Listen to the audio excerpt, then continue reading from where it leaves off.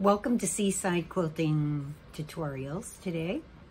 My name is Terry, and this week I've been working on some 3-yard quilts. And the one that I'm particularly doing is called Wonderland. I've made 2 different versions of it. I'm going to show you how the blocks go together and how to align your not only adding those blocks together, but also aligning your rows so that they'll come out nice and neat, and so that your points will come out accurately. And the book that I'm using is Make It Christmas with 3-yard quilts. And the 3-yard quilt books are by Donna Robertson. And there's usually 8 quilts per book. We have, at Seaside, we have several of the 3-yard quilt books. I think we're up to 9 or 10 of them now. And if you join us over on Facebook, at Seaside Quilting Supplies, LLC, every Tuesday night, we have what we call Sip and Shop at 7 p.m. And we often put bundles together for people to coordinate for 3-yard quilts and fat quarters, because there is a fat quarter one that takes, I think, 12 fat quarters per each quilt. So we've been doing a lot of, not only do we sell individual fabrics, we also coordinate bundles quite often for these 3-yard quilts. They've become so popular out there, and people are really enjoying them because you can literally make a quilt in a day. If you're more time consumed due to work, children, whatever, they might take a couple days. But they go up really, really fast, especially when you learn to chain piece.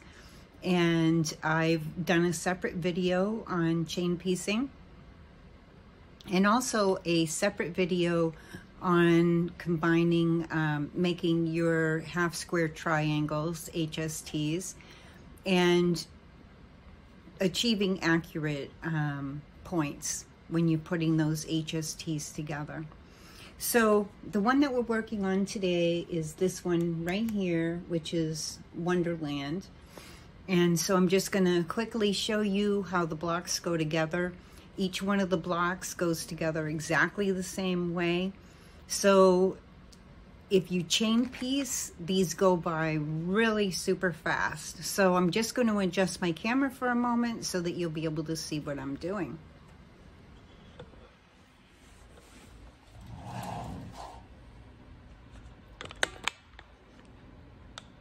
Okay. So basically, you're going to start with your 2 pieces that will make your half square triangles. Now, I can't give you exact measurements due to restrictions with using someone else's pattern. So you'll need to buy the book to get the measurements for all the pieces. But basically, you start with 2 pieces that you put right sides together.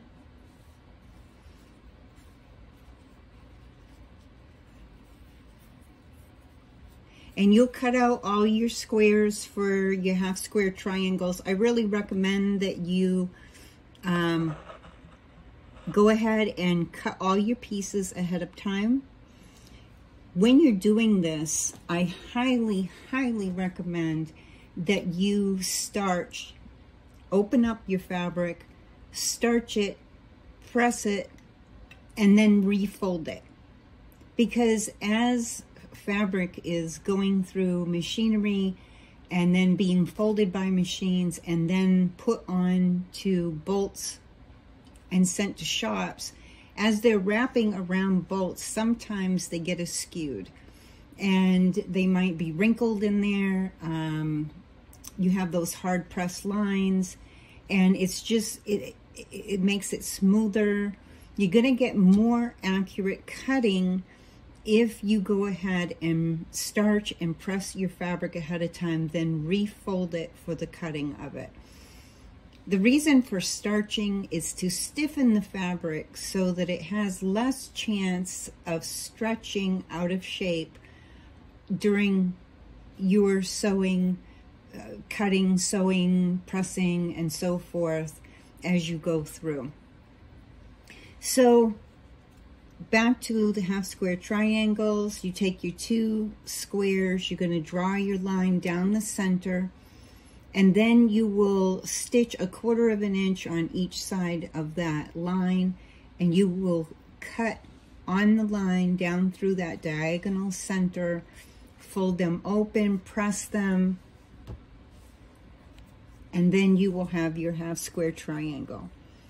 Now, if you want to see this all in action, go ahead and check out the half square triangle tutorial.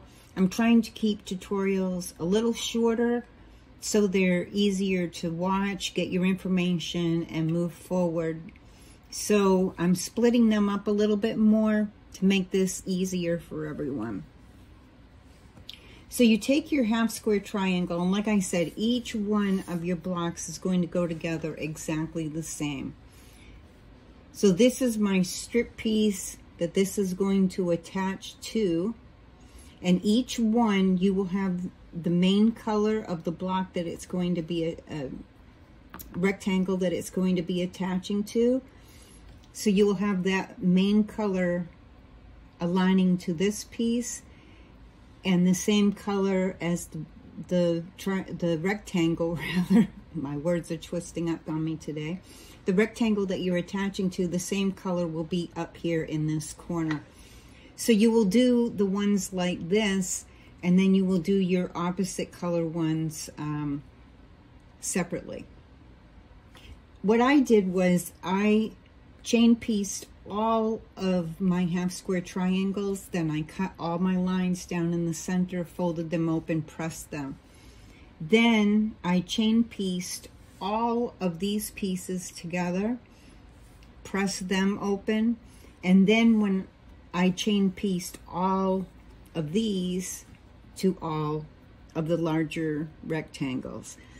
By chain piecing and keeping everything going together, it cuts back on the amount of time that it takes to make the quilt, and the less time it takes to make a quilt, the more quilts we're able to make, or other projects.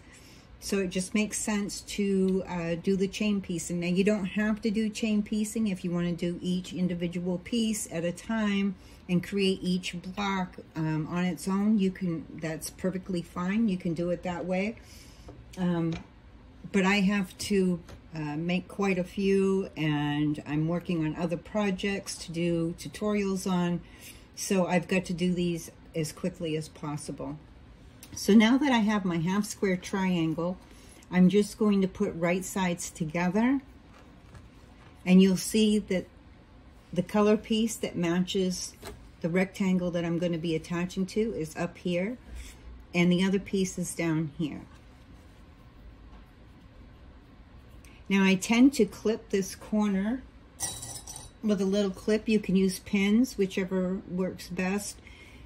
By clipping it, I keep my fabric straight as I'm stitching so it doesn't slide or warp out of shape on me. And I'm going to begin, well, actually, I'm going to do it the opposite way. I'm going to clip it here. I found that if you try to put this piece through first in the sewing machine, sometimes because there is a seam here, it catches in my sewing machine and it doesn't want to sew across it. So I start with the flatter side,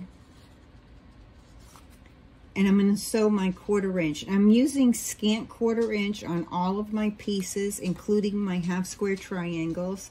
This way I can achieve a better 1/4 inch seam, because your thread going through takes up a certain amount of space, and then when you fold it open, that takes up a little bit extra from the fabric. So to get a true 1/4 inch seam, I'm using the scant 1/4 inch. Now, I've also done a separate tutorial on scant 1/4 inch, if you want to view that if you're not familiar with it.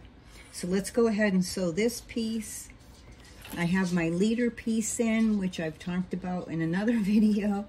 Like I said, I'm trying to split up all my videos so that if you already have the information, you don't need that information. But if you do need that information, I'll have the separate tutorials for you to just go quickly and review them. So let's go ahead and sew this piece.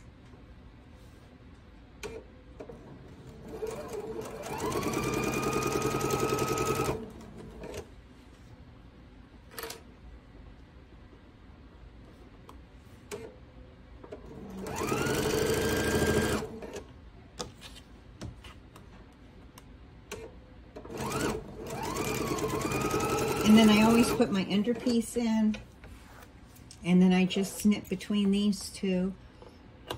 The leader and the ender pieces keep from bunching up, from the thread bunching up on the bottom, so I have a nice smooth straight line going across.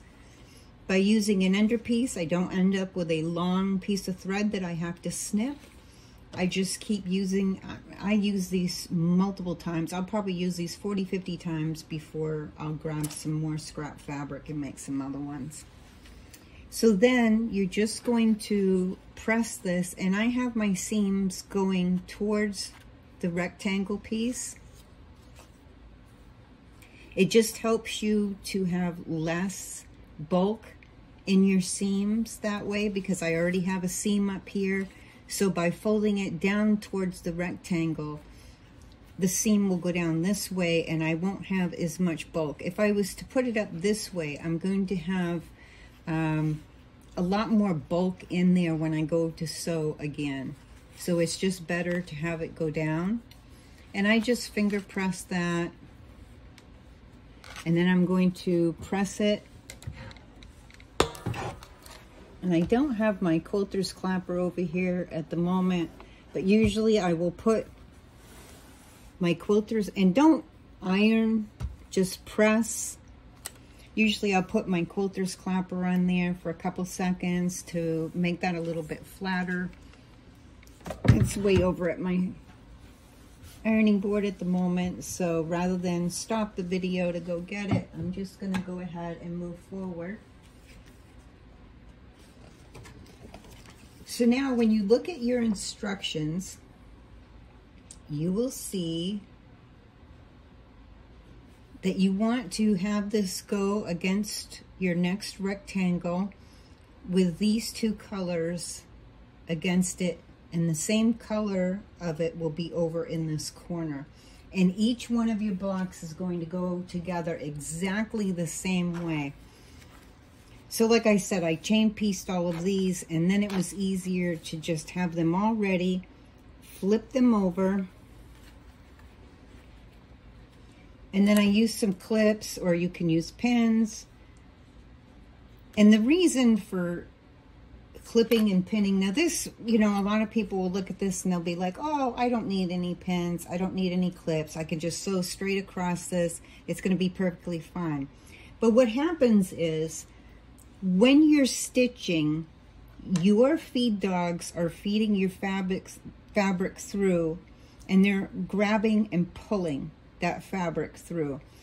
And it sucks up more of your fabric on the bottom than it will on the top, where just your foot is holding that fabric down. In order to keep your fabric so that when you sew, if I don't pin this, when I sew, when I get down to the end, I'm going to have a piece of this top extra than the bottom. That's just the way that it is. It's how the machine works. So to avoid that, I go ahead and I clip or I pin my pieces together. Doing so keeps my pieces even so that they come out exactly on top of each other the way that they're supposed to. So it just takes a little couple extra seconds longer to do that, but in the end it's going to be better for my piece that I did.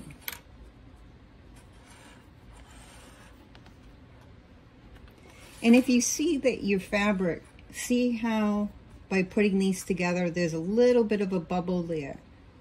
So what I'm going to do is I'm going to sew it from the opposite side, because I know that my feed dogs, when they feed this through, are going to take up extra fabric from the bottom. It will end up being the same size as my top afterward.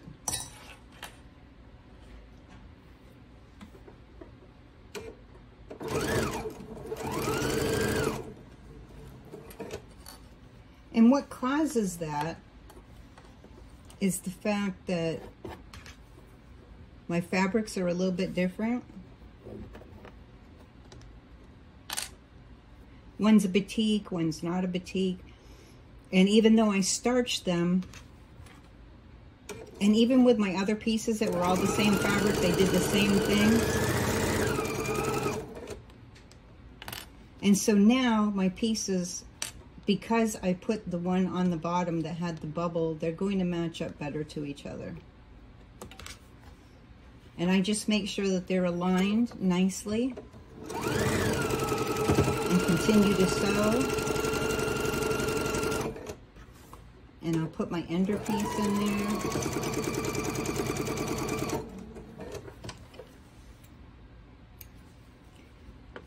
Now you'll see that this lined up perfectly well, and there's no bubble in there. Had I sewn this across, and I did get a little off on my side up here, darn it. All right, I will fix that afterward. So now you can see there isn't that bubble there. It's a little wavy, but when I press this, it's going to come out nice and flat. So the same thing, when I open this up, I'm going to lay this down and I'm going to finger press it. And I want my seam to come towards this fabric so I don't end up with bulky seams. It will be nice and flat. So we'll go ahead and we'll press that.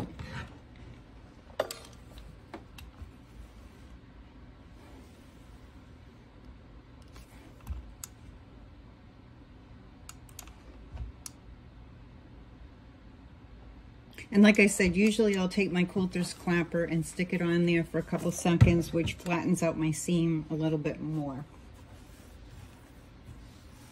But for today, I'm just going to quickly go through the tutorial. So I went ahead and I made all my other blocks, which, like I said, they all go together the same. It's just how we're going to move them to go together.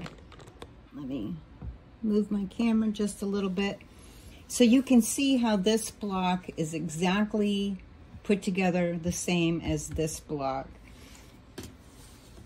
But we're just going to rotate it in different directions in order to put these together as we go through. And each row, they're put together different. So just look at your diagram for each row and see how they're supposed to attach to each other, which I'll show you in just a moment. I've got to look at my block just to make sure how this one's supposed to go. Okay, so this one here, trying to get this all on camera so that you can see it. I'm throwing clips around at the same time. So this one gets turned this way. This block will go straight up and down as we sewed it. And this one's going to get turned to the side so that this piece is up at the top for this row. So now that I know how they go together, I'm just going to fold this over so we have our right sides together. And I think I threw both my clips on the floor. So I'm just going to put a couple clips in here just to make sure as I'm sewing that it's going to come out even. And then I'm going to go ahead and I'm going to do my scant 1/4 of an inch. Get these lined up again. I'm just going to do my scant 1/4 of an inch going down this way.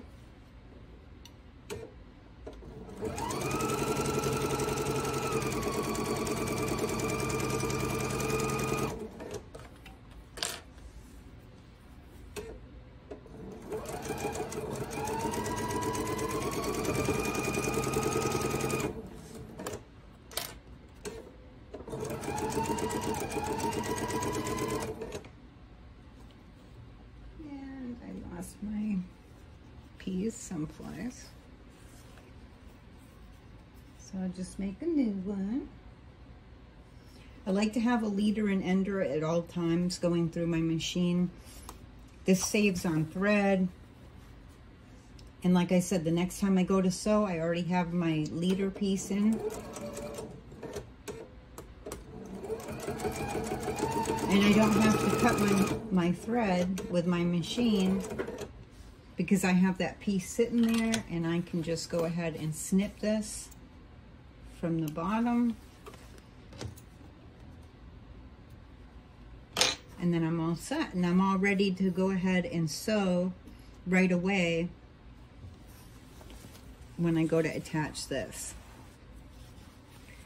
So now each one of your rows, you want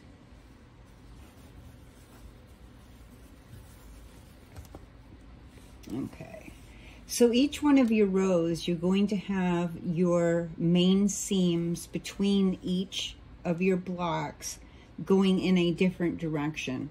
So my first row was going in this direction. My second row was facing the right.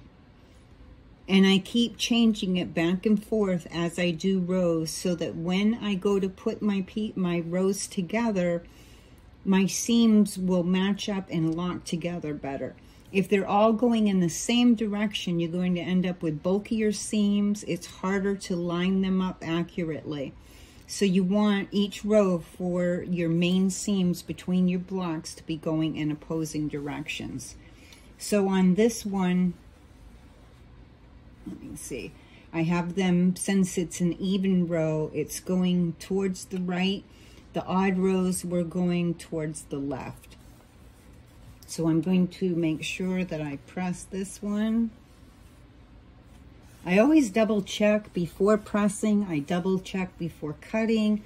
I double check before everything that I do, because I do not like to have to take my seam ripper out and rip seams. Not that I don't sometimes have to do it, because sometimes things happen and I make a boo-boo and I have to fix it. So I'm going to go ahead and press this. And even though it looks like I'm ironing, I'm actually lifting my iron a little bit before I go over to this side. It's just hard for you to see on camera that I'm actually lifting it, because I don't lift it way up and then put it down. I'm just barely lifting it and moving across. So just remember, press, press, press, not iron. Because ironing causes the fabric, when it's heated up especially, to stretch more. When it's cooler, it's not going to have as much stretch, but once you warm that fabric up, it will stretch more. And so if you're ironing, you're pushing the fabric back and forth, and it can misalign your fabric, and we don't want that to happen when we're quilting. Okay, so now we have this row all together, and you'll do the same. You'll put each block together, press your seams in the direction that they need to go in.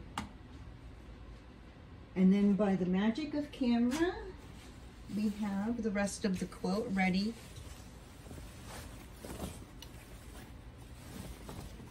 And I'm just going to figure out which of my rows I'm making sure that I have the right one in place, and I do, okay. And I double check with they give you a figure on in your book, on a page. They'll show you exactly how all your blocks go together. They'll show you exactly how all your rows go together, which makes it nice and simple, and I always double check. And once I know, okay, this is my last row that I'm attaching here to here, so I'm just going to flip this up so I have my right sides together. And then I know that they're going to attach properly. And I'm going to put these two together.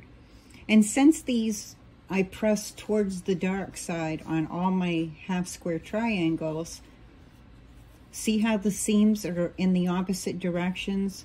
when I put these two together, they kind of snap together, kind of lock together, and I can kind of wiggle that with my finger and see that they're going together well. And I'm just going to clip this because it's at the end, so I don't need a pin to go in there. However, as I'm doing all my seams and putting them together, I am going to put a pin in here because I want to make absolutely sure that I'm getting in the seam. And I didn't right here. Right here you can see my pin went in and it's off from the seam. So I'm just going to take this out very gently and follow it from seeing the pin mark there. I'm just following it over till it's in the seam to match it up. And I'm going to do that all the way across.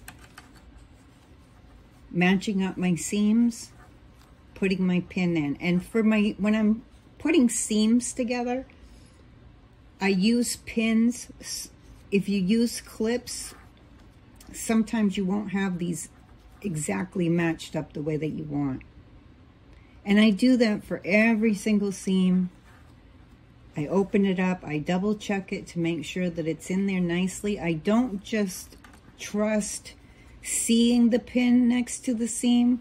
Sometimes it will look that way and then you open it up and it's not, which is frustrating, but that's the truth of it. So I always double check. In between my pins, I will do a clip.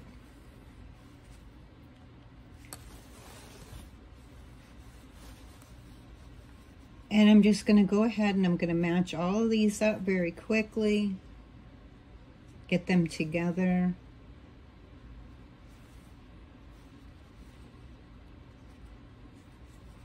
So that we can sew this row on. And then after I get this sewn on, ow, pinned myself, we will go and I'm going to go ahead and press it, and then I'm going to go over borders with you. In the book, it tells you at the end of your directions, let me see,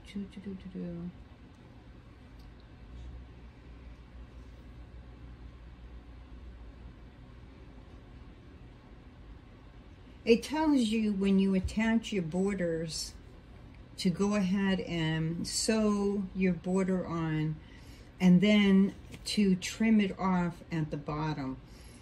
I disagree with doing that because that's how we end up with wavy borders, and when they go to get done in the long arm, they end up with wrinkles. You end up with problems if you have wavy borders. I'll go over that a little bit more when we get to the border section, and I'll show you how I measure each of my sides to make sure that I'm cutting my border strips exactly perfectly to size, and how I'm making them come out so that they're nice and smooth and won't be waving.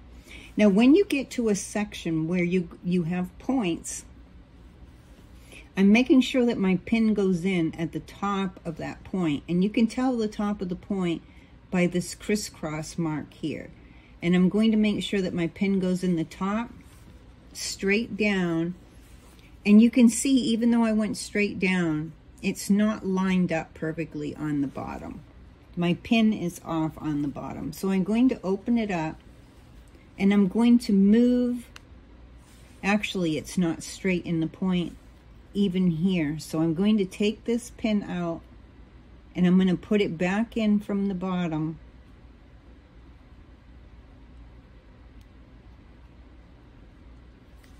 Wow. There we go. So I want my pin to be in the top of this point is what I'm wanting. And I have to fuss with it just a little bit, but I want it to be in the top of that point, and I want it to be in the top of this point. And by doing that and putting my pieces together, that will help me to achieve a nice point after it's sewn. Okay, let me go ahead and finish pinning these seams up together.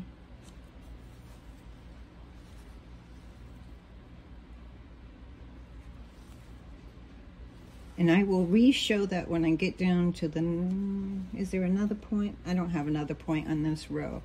But just make sure when you're pinning the ones together that you're achieving points, that you match up the point at the top and at the bottom. Because if you don't, it's not going to line up well. Actually, I'm going to repin this piece. Because see down at the bottom, see how this fabric is up higher? I've got to have those fabrics together.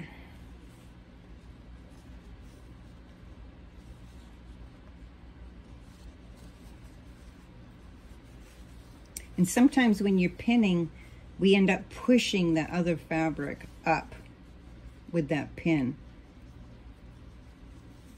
And I don't want that to happen. So I'm actually going to put a clip on this side to hold this together for me, and then put my pin in. There we go. That will be better.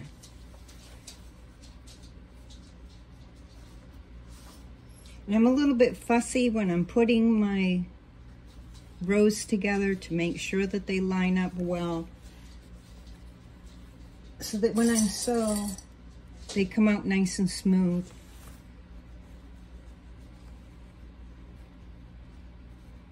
And it does take a little bit of extra time, but not a lot.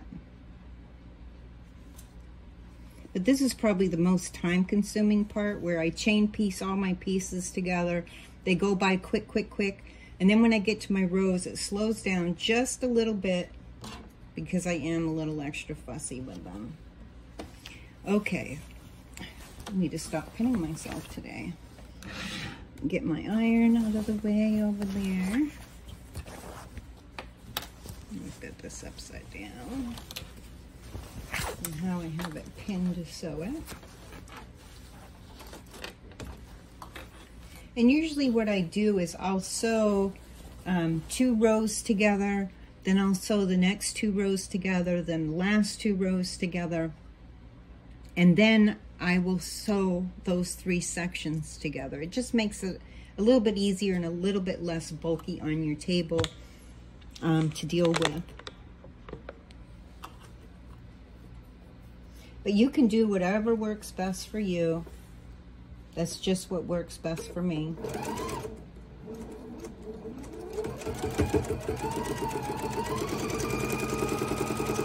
And when I get to a seam, I will push my pin down so it goes underneath the metal guide on this side of my 1/4 inch foot. And I will sew right up until I'm almost to that pin, but I don't want to hit the pin with my needle because I don't want to bust my needle. And then I'll continue until I get to the clip or the next pin, whichever it is. And the reason why I do that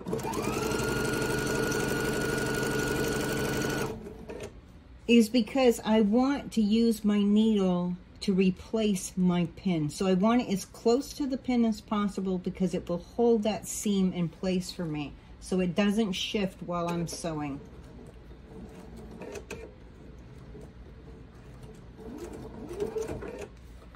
So I slow down just a little bit, and I'm doing that with my presser foot. I'm just barely touching it so it goes slower. And then I can, you know, I can go a little faster in the areas where I know that it's lined up well. And I check it as I go to make sure that I'm lined up well.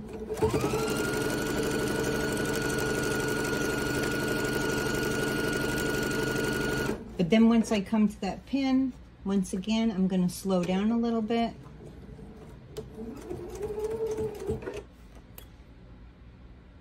And I'll do that each time. Now when I get to the area where I have 2 points coming together, it's going to be bulkier in that area than the rest of the quilt. So when I sew through, I'm going to sew up to that pin once again, and I'm going to do it slow because I'm going to need to go over, I need that pin to go under. So I'm gonna get as close as I can to the pin. I'm gonna go slow. And even when I take that pin out, I want to continue to go slow because I'm going through a bulkier area. And I don't want my needle to shift in one direction or the other. When a needle goes through bulk, even though it's in a strong machine, and I do have a nice, solid, strong machine, that needle has some flex in it. If it hits bulk, it can shift to the left or the right. If you go really slow, it'll stay straight when it's going through that bulk, which will give me a nice, accurate seam.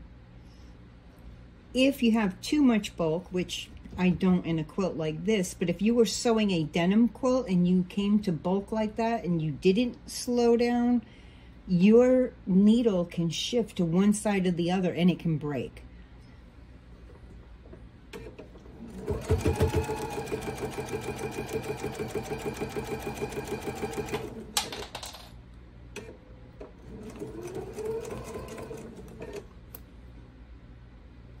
All right, so I'm just going to finish sewing the rest of the seam.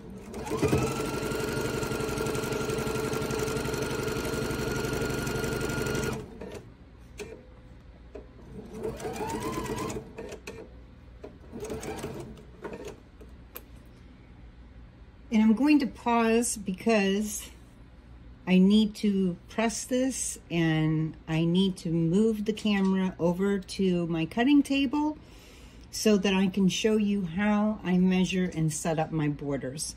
So we'll continue with the borders in just a moment. So before we go to borders, I wanted to hang up the quilt that we were just working on. This is the Wonderland 3-yard quilt from the Christmas edition of the 3-yard quilt books. This is the one that we were working on, but I wanted to show you, because I made 2 this week, I wanted to show you another view of it. Just the change in fabric and colors of fabric can change the entire look of the quilt. See how the other one was very bold, very strong looking, and now this one is a little bit of a romantic look, a subtler look.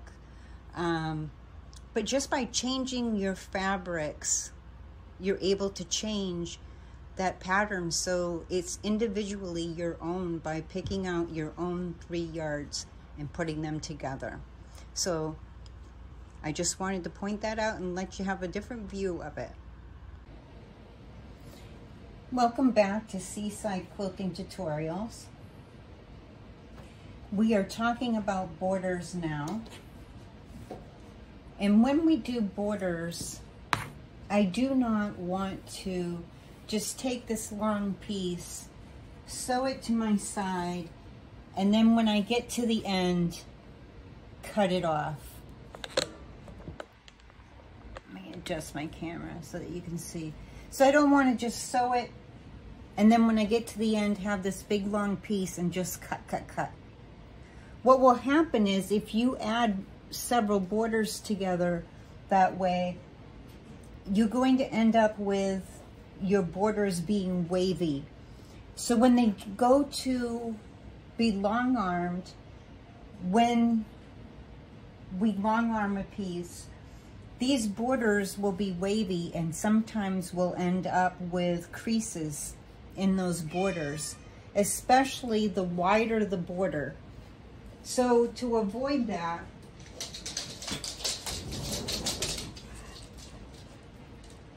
sorry,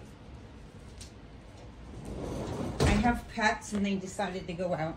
Okay, so to avoid that, what we do, and also if we do our borders that way, we don't know that our quilt is perfectly square. If we add our borders like that, sometimes you will see these quilts that they look askew when they're hung up. It looks like one side's a little bit longer than the other side, especially when they're hung up on a wall to be displayed. If they're laid out on a bed, you don't notice it as much, but when they're hung up on a wall as a display piece, you will notice that it's not hanging perfectly right. So, in order to help square up our quilt, we take 3 measurements. So I'm going to measure each side. I'm going to get this ruler out of my way because it's going to hold up my quilt and set off my measurement. So I'm going to measure this side, and I put my first border on the sides and then the top and the bottom. So I'm measuring right now on this side at 54, and let me see. 54, I'm at 54.5 here. I measure my center.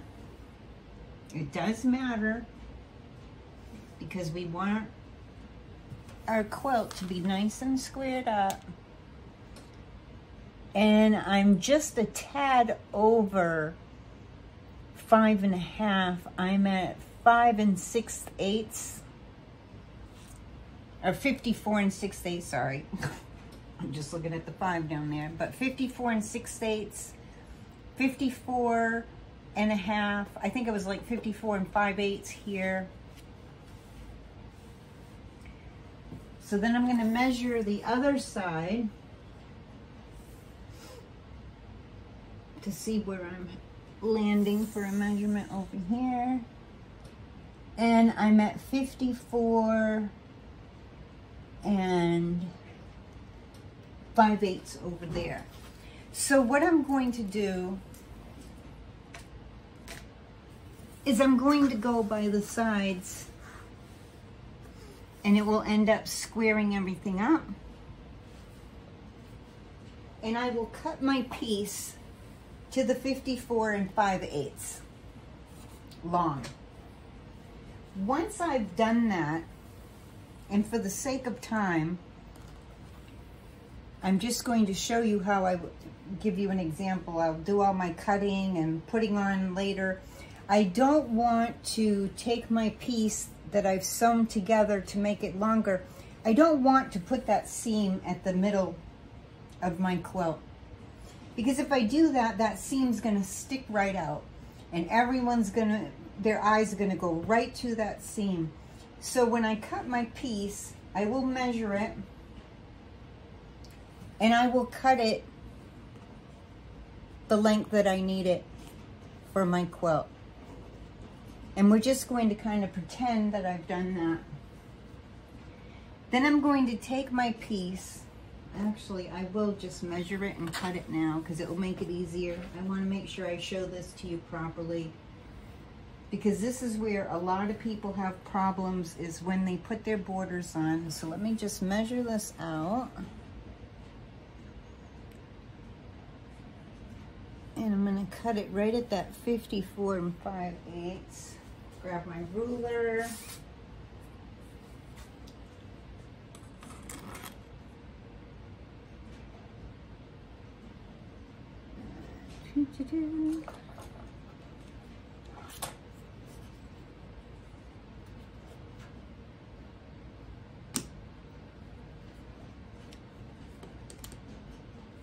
Make sure I get that lined up well.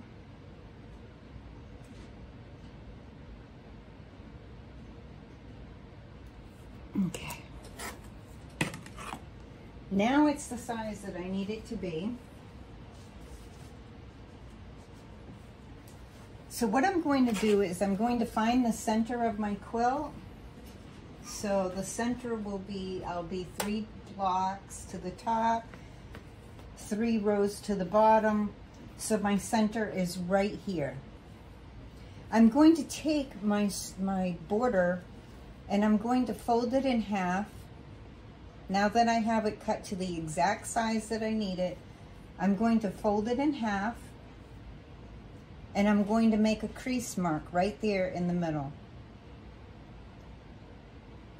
Now, this needs to go together right side, right side. Now, where I made that crease, I'm going to line up with that center seam. And that's where I'm going to pin it first, is right at that center seam. Now, I know that that's the center of my border. Now, sometimes when we put these together, I've had so many times that I put them together and people will tell you to now pin from the middle out. And then I get to the end and I'm like, wait a minute, this is longer than it should be. It's just something that happens when you pin from the middle to the end. It just looks quirky and it doesn't come out right. You'll think that you didn't measure it right.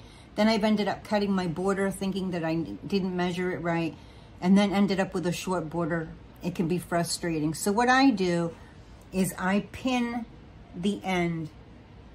So I'm going to take the ends and I pinned my middle, and now I'm going to pin the ends.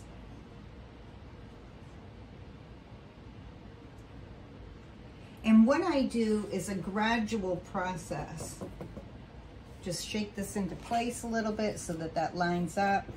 This one's lining up really nice for me today, so it's one of those days it's gonna work well. So what I do is I will do a pin from the end over, and then I'm gonna go to the center, and this is kind of, not everybody teaches it this way, but I have found that time and time again this works for me. And I can get my pieces nice and even by switching where I'm pinning from. So I pinned from here, then I pinned from here, then my next pin I'm gonna do from my last pin up, and then I will go back towards my center and I'm going to put my next pin down, and now my piece is nicely lined up. And I will do the same up here. Now, when you're measuring, it's not laying as flat as I want. So I will kind of blend, I will keep pinning this until I have it lined up. So what happens is, if you measure, say this side is just a little bit longer than that side. No, we do not want to take the quilt over 1/8 of an inch difference and cut it off on this side so it matches that side. That's going to mess up the view of your blocks. What we will do is we will decide, are we going to go 1/8 of an inch longer on our border on the opposite side, or are we going to do an eighth of an inch, not a half, an eighth of an inch shorter on the other end and blend it out. And I'll explain to you how we would do this. Now, most usually they will tell you that when you put a strip on for your border, that you want to always sew on the top. That's not necessarily true, and I'll tell you why. It's because of how your feed dogs work. This is going better than I thought. See, that's why I pin opposite, because then when I get to my piece, I realize, oh yeah, it did fit. So say that happens, that one side is 1/8 of an inch or 2/8 of an inch difference than your other side. What we do is we will put this on, we will pin it out, and we will work the fabric both sides so that it's laying as flat as possible. Now, say your border is just a little bit shorter than this side because that side was just a tad longer. Then we will sew so that our quilt is on the bottom. And the reason why is because your feed dogs feed your fabric through at a different rate than your feet at the top. So you lose a little bit of your bottom over your top, right? But say it's vice versa. Say when I get to that side, my border is 1/8 of an inch or 2/8 of an inch shorter. What I'm going to do is I'm going to turn it and I'm going to sew because my border now is a little bit longer than my bottom. I hope I'm explaining that well. It's hard to, I can't retrack and see what I said. But say my, my top is just now a little bit, just a hair longer than my bottom. Now what I'm going to do is I'm going to pin it and shift it like I said, but I'm going to feed it so that the border itself will be on the bottom when I sew, and my quilt will be on the top. That way it will feed my border through, and it will make it fit. It's hard to explain it to someone, but it's the logic of how your feed dogs work with your presser foot. Your presser foot doesn't move equally your fabric unless you're using a walking foot. Most people, when they sew a quilt, just use their feet, not their walking foot. If you use a walking foot, then you have equal feed. You have your feet on the top and your feet at the bottom working at a cohesive rate. But when you're doing it with just your feed dogs on the bottom and your foot on the top, whatever side that I'm trying to match up to the opposite side, if I have a difference. Now sometimes it works out that they're the exact right size and I don't have to worry about that as much. But you still have to pin it. And I'll tell you why, because of that feed dog feeding your bottom fabric at a different rate than your foot at the top. If you don't pin, when you get to the bottom, your border is going to be shorter than your bottom. I mean, your bottom will be shorter than your border. You'll have some border hanging over. And often what will happen is people will clip it off. And then you end up with an askewed quilt because you need it to be exact measurements. So that's how I do my borders every single time. They come out nice and flat, and then when I go to long arm, I don't have any problem. Now I have a sit down long arm, so I'm always working from the inside to the outside. So if there's waves in these borders, I'm gonna have more of a chance even than someone with a long arm on a frame of them having some wave and ending up with some creasing where the borders are. However, it can still happen on the long arm frame because they can only pull in so many directions in order to tighten that up for you. So to get nice borders, measure them, cut them, and then start with the center, pin your ends, and then pin going in both directions so that it lays flatter, and you'll be just fine. So that's how I do my borders. People have asked me over and over, what do I mean? How do I measure? And this is how I get it done. So we thank you from Quilts, Seaside Quilting Supplies. If you haven't seen our other tutorials, we have them both on YouTube on our channel, and we also have them on Facebook in our group. If you want to find our group on Facebook, just search Seaside Quilting. Seaside Quilting for the group, and Seaside Quilting Supplies LLC for the business page. We have constantly fabrics being posted on the page that are coming in, along with thread and notions and so forth. And sometimes in the group we'll have a special sale every once in a while. And we are constantly sharing our projects from all the members that they work on. And it's also a great place to get help with any questions that you have. Okay, so that's it for today. Happy sewing.